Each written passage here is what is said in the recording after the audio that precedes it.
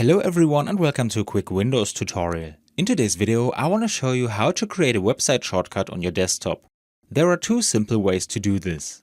For the first one, we right-click on the desktop and go to New and Shortcut.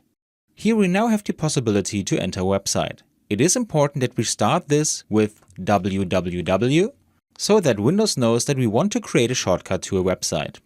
Now I enter my website and we can click on Next and enter a name for the shortcut here.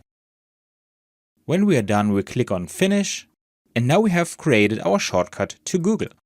But there is another practical way to create such a shortcut directly in the browser. For this, I first open Google Chrome, and here I have the icon for further website information, which I can click and drag to my desktop to create a shortcut to this website. This also works in Firefox and Edge. The icon in Firefox and Edge looks a bit different, like this little lock. And that's all you need to know. I hope you enjoyed the video and I will see you again in the next tutorial. Until then, your tutorial guy. Bye.